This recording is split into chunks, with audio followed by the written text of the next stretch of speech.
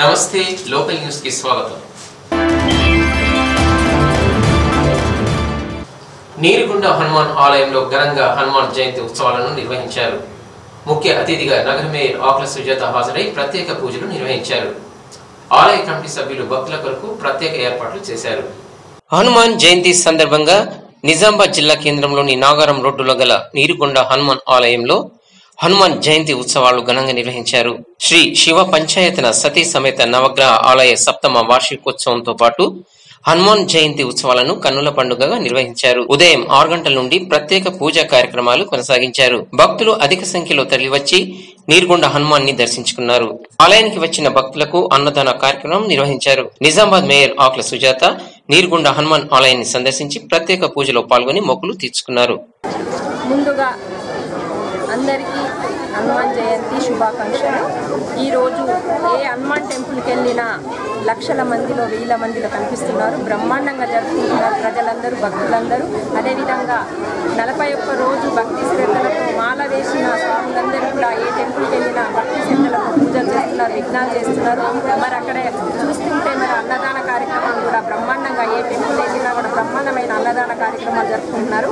అదేవిధంగా ఆంజనేయ స్వామి ఆశీస్సులు మన తెలంగాణ రాష్ట్ర ప్రజల మీద, నిజామాబాద్ నగర ప్రజల మీద ఇళ్ళవేళలా ఉంటాయి. ఎందుకంటే ఆంజనేయుడు అంటే ఎక్కడ ఆంజనేయుడు టెంపుల్ లేని ఏ ఊరు కూడా ఉండదు.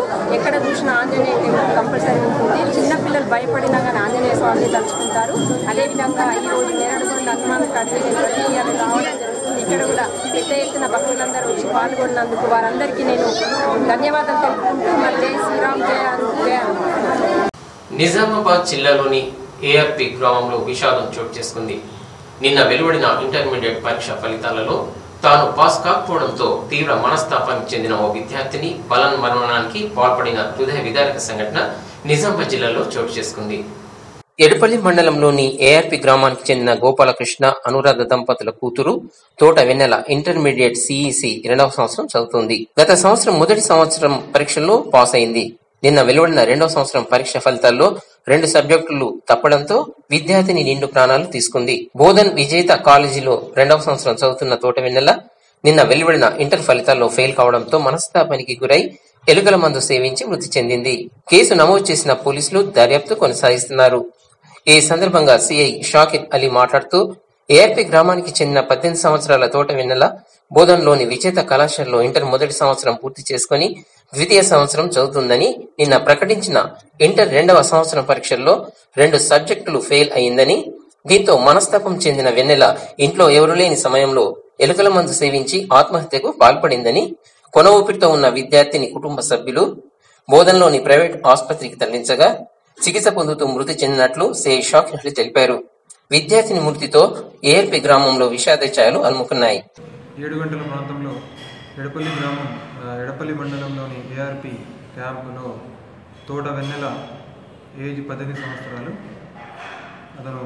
ఆమె ఇక్కడ మన విజేత జూనియర్ కాలేజ్ బోధనలో ఇంటర్ సెకండ్ ఇయర్ కంప్లీట్ అయింది. అయితే నిన్న ఇంటర్మీడియట్ రిజల్ట్స్ రావడం వల్ల ఆమె సిఈసి చదువుతుండే. ఆ సిఈసిలో 2 సబ్జెక్టులు ఫెయిల్ కావడంతో మనస్తాపం చెంది ఆ ఇంట్లో ఉన్న ఎలుకల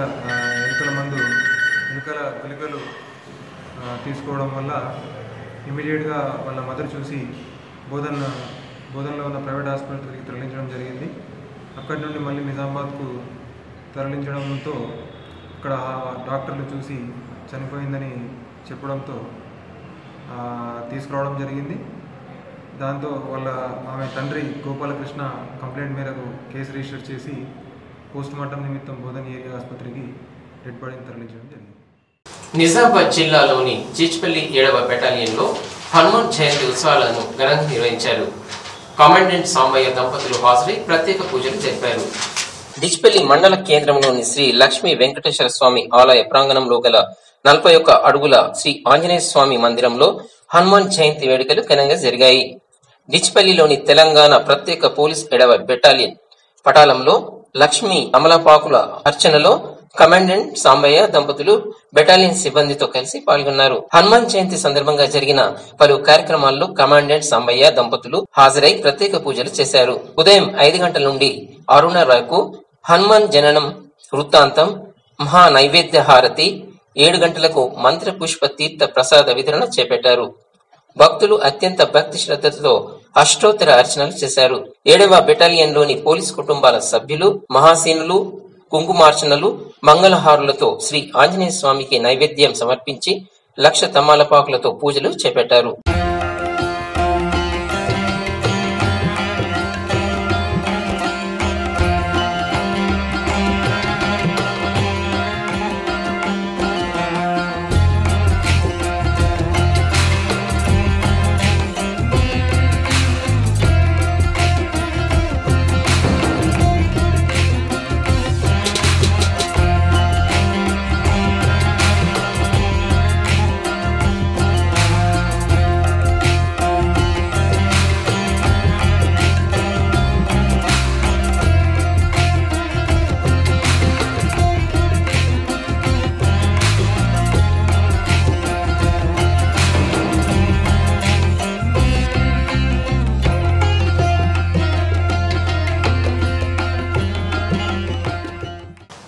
జాన్కంపేట్ గ్రామంలో జరుగుతున్న గొడవలకు అసలు కారకులు పోలీసులేనని దళిత సంఘాల నాయకులు ఆరోపిస్తున్నారు.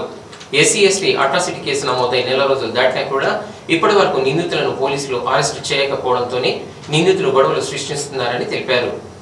ఎడిపల్లి మండలం సాటాపూర్ గేట్ వద్ద శుక్రవారం ఏర్పాటు చేసిన విలేకరుల సమావేశంలో బోధన్ డివిజన్ ఎస్సీ ఎస్టీ హక్కుల పరిరక్షణ కమిటీ కన్వీనర్ ఈశ్వర్ మాట్లాడుతూ ఎడిపల్లి మండల జాన్కంపేట్ గ్రామంలో కల్లు ముస్తేదారులపై ఎస్సీ ఎస్టీ కేసు నమోదు కాగా ఈ కేసులో సాక్ష్యంగా ఉన్న సాక్షులపై ఒడ్డర కులస్తులతో నిందితులకు బెదిరింపులు గురి చేస్తూ దాడులు చేయిస్తున్నారని, ఎస్సీ ఎస్టీ కేసులో ఉన్నవాడిని అరెస్టు చేయకుండా పోలీసులు నిర్లక్ష్యం చేపట్టడం పట్ల ఎస్సీ ఎస్టీ పరిరక్షణ హక్కుల కమిటీ నాయకులు తీవ్ర ఆగ్రహం వ్యక్తం చేశారు. జాన్కంపేట్ గ్రామానికి చెందిన అసద్ లింగన్న తన సొంత స్థలాన్ని 4 సంవత్సరాల క్రితం అదే గ్రామానికి చెందిన కల్లు ముస్తేదారుకు స్థలాన్ని లీజుకు ఇవ్వడం జరిగిందని, అయితే లీజు ముగిసిన అనంతరం స్థల యజమాని తన స్వంత స్థలంలో ఇల్లు నిర్మించుకునేందుకు కోరగా అట్టి స్థలాన్ని ఖాళీ చేయకుండా 2 నెలలు కాలయాపన అనంతరం కూడా షెడ్డును తొలగించకపోవడంతో కల్లు షెడ్డును స్థల యజమాని తొలగించారు. దీంతో కల్లు ముస్తేదారు అతని కొడుకులు దుర్భాషలాడుతూ కులం పేరుతో దూషించారని తెలిపారు. ఎస్సీ ఎస్టీ కేసులో నిందితుడిగా ఉన్న కల్లు ముస్తేదారుతో పాటు అతని కొడుకులను అరెస్టు చేయకుండా పోలీసులు ఎందుకు జాప్యం చేస్తున్నారో తెలియడం లేదని మండిపడ్డారు. ఎస్సీ ఎస్టీ కేసులో సాక్షులుగా ఉన్న అజయ్ గౌడ్, లక్ష్మీ నరసింహస్వామి ఆలయ మాజీ చైర్మన్ చెనంగి శ్రీనివాసులపై కల్లు ముస్తేదారు అతని కొడుకులు కలిసి వడ్డర కులస్తులతో దాడులు చేయిస్తున్నారని ఆరోపించారు. ఎస్సీ ఎస్టీ అట్రాసిటీ కేసులో సాక్షులుగా ఉండే చంపేస్తామని వాణ్ణి తీవ్రంగా కొట్టారని తెలిపారు. ప్రస్తుతం శ్రీనివాస్ ప్రాణాపాయ స్థితిలో చికిత్స పొందుతున్నారని, శ్రీనివాస్ ను కొట్టిన వ్యక్తులతో పాటు ఎస్సీ ఎస్టీ కేసులో ఉన్న వారిని అరెస్టు చేయాలని డిమాండ్ చేశారు. లేని పక్షంలో దళిత సంఘాల ఆధ్వర్యంలో రాష్ట్ర వ్యాప్తంగా ఆందోళన కార్యక్రమాలు చేపడుతామని హెచ్చరించారు. ఈ సమావేశంలో కేంద్ర గిడ్డంగుల సంస్థ ఎస్సీ ఎస్టీ ఉద్యోగ సంఘం ఉమ్మడి రాష్ట్రాల ప్రధాన కార్యదర్శి పి కోటేశ్వరరావు, ఎస్సీ ఎస్టీ పరిరక్షణ కమిటీ డివిజన్ ఉపాధ్యక్షుడు పాండు, దళిత నాయకులు సూర్యకాంత్, వాక్జోడే, వసంత్ తదితరులు పాల్గొన్నారు. దళిత సంఘాలు ఎస్సీ ఎస్టీ హక్కుల పరిరక్షణ కమిటీ బోధన్ డివిజన్ నుంచి మేము రావడం జరిగింది. జాన్కంపేట గ్రామంలో దాని తాలూకు ఎడపల్లి సాటాపూర్ గేట్ లో పెట్టడం జరిగింది. దీని విషయం ఏమిటనగా, నెల రోజుల క్రితము అసద్ లింగం వారికి వాళ్ళ కుటుంబ సభ్యులకు గోధన్ గౌడ్ అతని కుమారులు కులం పేరుతో దూషించి స్థలం కోసం ఇవ్వనందుకు వాళ్ళ కొట్టడం జరిగింది. దాని విషయంలో కేసు పెట్టడం జరిగింది. అది నెల రోజుల క్రితం ఎఫ్ఐఆర్ అయింది. ఇప్పటికి కూడా ఆ కేసులో నిందితులైనటువంటి గోధన్ గౌడ్ అతని కుమార్ని అరెస్ట్ చేయలేదు, రిమాండ్ పంపలేదు. దాంతో సాక్షులు ఉన్నటువంటి అజయ్ కుమార్ ని, తర్వాత శ్రీనివాస్ ని ఆ కేసు అయినప్పటి నుంచి గోధన్ గౌడ్ అతని అనుచరుల కుమారులు బెదిరిస్తా ఉన్నారు. ఆ కేసు నుంచి మీ సాక్షులు తప్పించుకోవాలి, లేకుంటే చంపిస్తామని బెదిరిస్తా ఉన్నారు. దాని తాలూకే ముందు అజయ్ మీద కొట్టడం జరిగింది, ఒడ్డర ప్రస్తుతం అటాక్ చేయడం జరిగింది. నువ్వు ఏ మాత్రము ఆ కేసులో సాక్షిగా ఉంటే మాత్రం నీకు ఉంచాము, చంపేస్తామని బెదిరించినారు. అదేవిధంగా నిన్న ఏదైతే సాక్షిగా ఉన్నటువంటి శ్రీనివాసన్ కూడా ఒక 30 మందితోని గోధన్ గౌడ్ అతని కుమారులు వెళ్లి అతన్ని కేసు నుంచి సాక్షిగా తప్పించుకుంటే చంపేస్తామని బెదిరించి కొట్టడం జరిగింది. అతను ఇప్పుడు హాస్పిటల్లో ఉన్నాడు, ప్రాణాపాయ స్థితిలో ఉన్నాడు. అతను ఆ విషయంలో వాళ్ళ కుటుంబ సభ్యులు, శ్రీనివాస్ కుటుంబ సభ్యులు, మా భర్త ఫలానా కేసులో ఎస్సీ కేసులో సాక్ష్యం ఉన్నందుకు గోధన్ కుమారులు గుండగాలతో కొట్టించి ప్రాణాపాయలు ఉన్నారని చెప్పేసి దరఖాస్తు చేస్తే పోలీసు వారు అక్కడ హాస్పిటల్ దగ్గర వెళ్లడం జరిగింది. ఆ పోలీసు వారికి అతను ఏదైతే జరిగిందో ఆ కారకులైనటువంటి సంపదానికి ప్రయత్నించినటువంటి గోధన్ కుమారులు వాళ్ళ గుండగల అంచెలతో కొట్టడం జరిగిందన్న స్టేట్మెంట్ ఇస్తే ఆ స్టేట్మెంట్ ఎస్ఐ గారు మార్చి బలవంతంగా అతను సంతకం తీసుకుని దాంట్లో ఏదో నామమాత్రంగా స్టేట్మెంట్ తీసుకుని బలవంతంగా సంతకం తీసుకుని పోవడం జరిగింది. కానీ ఆ స్టేట్మెంట్ లో ఏం చెప్పాడంటే అతనికి వాస్తవంగా గోదనగోడు అతని కుమారులు మాత్రమే చేపించారు, ఇది గుండెవాళ్ళతో కుట్టించారు, నేను సాక్షిగా ఉన్నందుకే నన్ను చంపడానికి ప్రయత్నం చేస్తారు, సాక్షికి తప్పించుకోకుంటే చంపేస్తాం బెదిరించినారు కాబట్టి దానికి వానే కారకులు అని చెప్పినా కూడా ఆ స్టేట్మెంట్ రాసుకోకుండా అతను సొంతంగా స్టేట్మెంట్ రాసుకుంటే బలవంతంగా సంతకం చేసుకోవడం జరిగింది. అతని తరపున వెళ్లి ఎవరైనా మాట్లాడే ప్రయత్నిస్తే మాత్రం ఎస్ఐ గారు బెదిరించడం జరుగుతూ ఉన్నది. కాబట్టి అక్కడ వాళ్ళ తరపున ఎవరు వాళ్ళకు సహాయం చేసినా వాళ్ళని బెదిరిస్తున్నారు ఎస్ఐ. కాబట్టి ఇది మొండి వైఖరి కరెక్ట్ కాదు, దళితుల పట్ల అన్యాయం జరగడం కరెక్ట్ కాదు, మీరు మొండి వైఖరి వహిస్తా ఉన్నారు, దళితులకు వ్యతిరేకంగా పోతున్నారు ఎస్ఐ గారు అని చెప్తా ఉన్నాము. దయచేసి మీరు ఏదైతే అట్రాసిటీ కేసు జరిగిందో ఇంటర్ని నెల రోజులు అయినప్పటికీ వాళ్ళకి అరెస్ట్ చేసి రిమాండ్ పంపకతను వదిలేదు. ఆ సాక్షులు ఉన్నటువంటి ఏదైతే కొట్టారో వాళ్ళని కూడా సాక్షులను బెదిరించి కొట్టి చంపడానికి ప్రయత్నం చేసిన వారి మీద ఇమీడియట్ గా 307 కేసు పెట్టి వాళ్ళని కూడా రిమాండ్ పంపకుంటే మాత్రం అరెస్ట్ చేయకుండా వదిలేదని చెప్పి చెప్తా ఉన్నాము. తక్షణమే అట్రాసిటీ కేసులో రిమాండ్ చేయాలి. అట్రాసిటీ సాక్షులకు కొట్టినటువంటి ఇమీడియట్ గా 307 కేసు పెట్టి వాళ్ళకి రిమాండ్ పంపకుంటే మాత్రం దళిత సంఘాలందరూ రోడ్డు మీదకి వచ్చి ధర్నాలు చేస్తాం, ఆందోళన చేస్తామని చెప్తా ఉన్నాము. పోలీస్ యంత్రాంగానికి మేము డిమాండ్ చేయడం ఏంటంటే దళితుడి సమాజంలో స్వచ్ఛంగా బతకడానికి అవకాశం లేకుండా పోతుంది. పోలీస్ యంత్రాంగం దళితుల పట్ల మొండి వైఖరి వహిస్తా ఉన్నది, దళితుల పట్ల వాళ్ళకి నిర్లక్ష్యంగా చూస్తుంది. కాబట్టి మేము రాష్ట్ర వ్యాప్తంగా దీన్ని ఆందోళన చేస్తాం.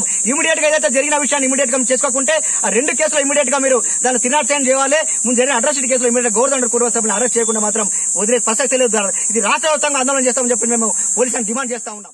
హనుమాన్ జయంతి ఉత్సవాలను మాక్లూరు మండల ప్రజలు ఘనంగా నిర్వహించుకున్నారు.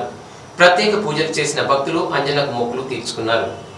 మాక్లూరు మండల కేంద్రంలోని హనుమాన్ ఆలయంలో హనుమాన్ జయంతిని పురస్కరించుకొని ప్రత్యేక పూజలు నిర్వహించారు. గ్రామస్తులు పెద్ద సంఖ్యలో పాల్గొని హనుమాన్ జనన మహోత్సవం నిర్వహించారు. హనుమాన్ దీక్షాదారులు స్వామివారికి ప్రత్యేక హారతులిచ్చి భజనలు చేశారు. గ్రామంలో శోభయాత్ర నిర్వహించారు. అనంతరం ఆలయం వద్ద అన్నదాన కార్యక్రమం చేపట్టారు. అదేవిధంగా మాక్లూరు మండలంలోని మాడిపల్లి గ్రామంలో గల హనుమాన్ ఆలయంలో హనుమాన్ జయంతి వేడుకలను ఘనంగా నిర్వహించారు.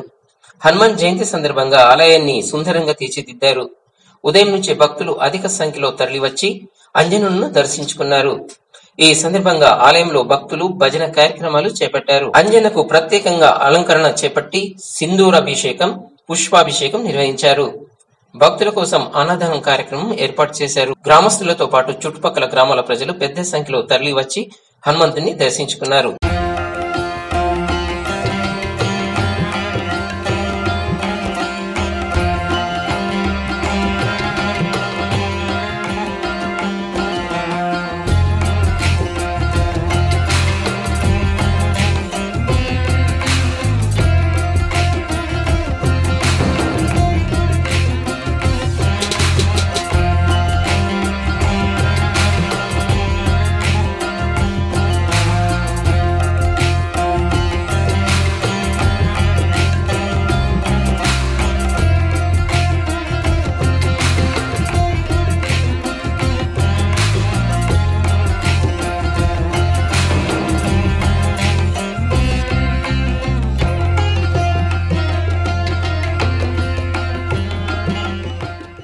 హనుమాన్ జయంతి సందర్భంగా హనుమాన్ మాలదారులు కిల్లా డిచ్పల్లి గ్రామంలో ఘనంగా శోభయాత్ర నిర్వహించారు.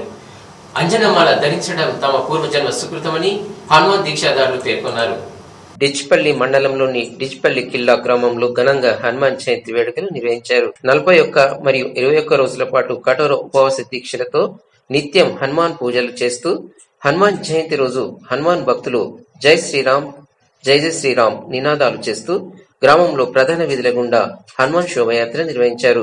హనుమంతుడు ముఖ్యంగా హనుమాన్ భక్తులకు కోరిన కోరికలు నెరవేరుస్తాడనే నమ్మకంతో గ్రామంలో భక్తులు ఈ సంవత్సరం ఎక్కువగా హనుమాన్ మాలలను ధరించారు. ఎర్రటి ఎండలో సైతం భక్తి శ్రద్ధలతో ట్రాక్టర్ పై హనుమాన్ చిత్ర పటాన్ని ఉంచి భక్తి పాటలతో డీజే సౌండ్ ఏర్పాటు చేసుకుని డిచ్పల్లి ముఖద్వారం నుండి కిల్లా రామాలయం వరకు భారీ శోభయాత్ర నిర్వహించారు. స్వాములకు మహిళలు నీళ్లు పోస్తూ తమ గ్రామానికి తమ కుటుంబాలకు అంతా మంచి జరగాలని కోరుకుంటూ మొక్కులు తీర్చుకున్నారు. ఈ శోభయాత్రలో చుట్టుపక్కల గ్రామాల నుండి భారీ ఎత్తున భక్తులు తరలివచ్చి ఈ శోభయాత్రలో పాల్గొన్నారు. దేశంలోనే చరిత్ర కలిగిన డిచ్పల్లి కిల్లా రామాలయం ఉన్న మా డిచ్పల్లి గ్రామంలో హనుమాన్ మాల ధరించడం చాలా సంతోషంగా ఉందని భక్తులు తెలిపారు.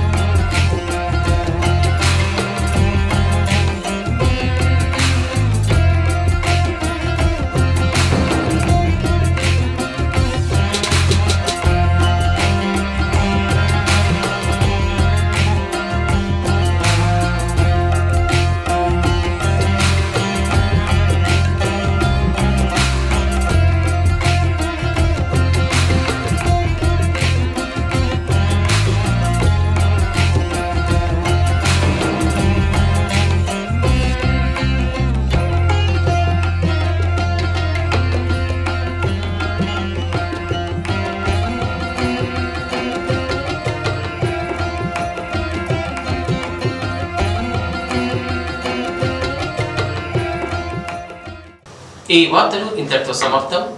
మళ్ళీ ప్రసారమయ్యే లోకల్ న్యూస్ లో మళ్ళీ కలుసుకుందాం. అంతవరకు సెలవు. నమస్తే.